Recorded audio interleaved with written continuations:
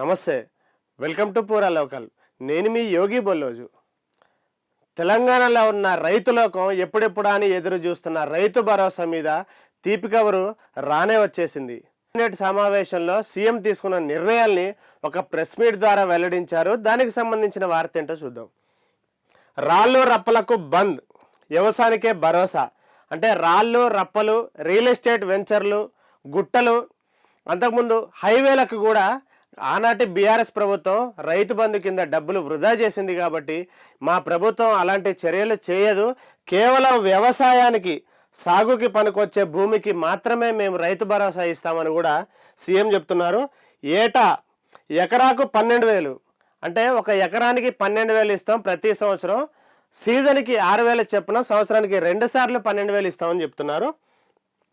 వ్యవసాయ కూలీలకు ఇందిరమ్మ ఆత్మీయ భరోసా కింద 12,000, అంటే భూమి లేని రైతు కూలీలు ఎవరైతే ఉంటారో పేద కుటుంబాల్లో వారికి సంవత్సరానికి 12,000 2 సార్లు చొప్పున 6,000 చొప్పున ఇస్తామని కూడా చెప్తున్నారు. దానికి ఇందిరమ్మ ఆత్మీయ భరోసా అని కూడా పేరు పెట్టారు.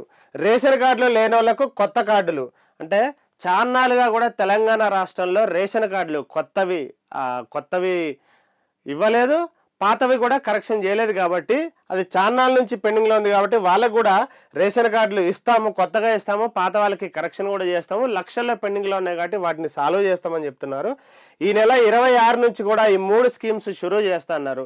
జనవరి 26 మన రాజ్యాంగం అమల్లోకి వచ్చి దాదాపు 75 సంవత్సరాలు అవుతున్న ఈ సందర్భాన్ని పురస్కరించుకొని జనవరి 26 నుంచే ఈ 3 స్కీమ్స్ని అమలు చేస్తామని రాష్ట్ర ప్రభుత్వం చెప్తా ఉంది. అయితే కేబినెట్ భేటీ అనంతరం సీఎం రేవంత్ ఈ విషయాలన్నీ కూడా ప్రకటన చేశారు. గత సర్కార్ల గుట్టల వెంచర్లకు రైతు బంధు ఇచ్చారు కాబట్టి మేము అలా ఇవ్వమని చెప్తున్నారు.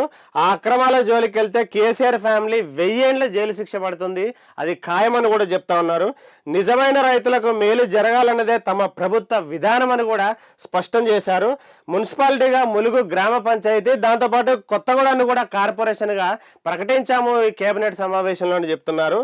పాలమూరు ప్రాజెక్టు కేంద్ర మాజీ మంత్రి జైపాల్ రెడ్డి పేరుని పెట్టారు. అలాగే సింగూరు ప్రాజెక్టు కెనాలకు దామోదర రాజనరసింహ ఎవరైతే ఉన్నారో ప్రస్తుత తెలంగాణ మంత్రి, వారి తండ్రి యొక్క పేరు రాజనరసింహ అని కూడా నామకరణం చేశారు.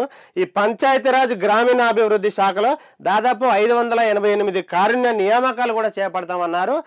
రిటైర్మెంట్ కావచ్చు, లేదంటే అకారణంగా మరణించడం కావచ్చు, రకరకాల కారణాలతోటి 588 ఖాళీలు ఉన్నాయి ఆ డిపార్ట్మెంట్లో, వాటికి మేము నియామకాలు చేపడతామని కూడా భరోసా ఇచ్చారు.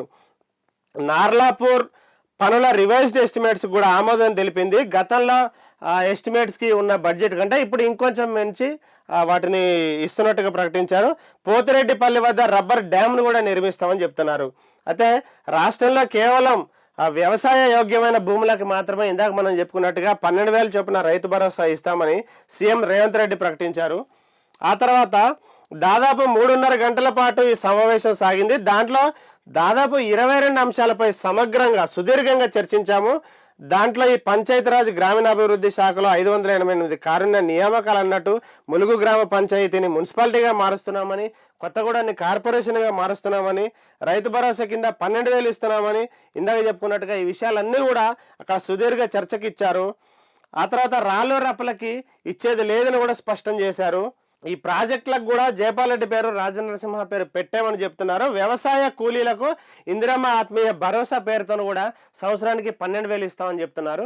ఇవన్నీ కూడా క్యాబినెట్లో చర్చకు వచ్చిన విషయాలన్నీ కూడా చర్చించిన తర్వాత పూర్తి స్థాయిలో CM Revanth Reddy press meet పెట్టి మరి తెలియజేశారు.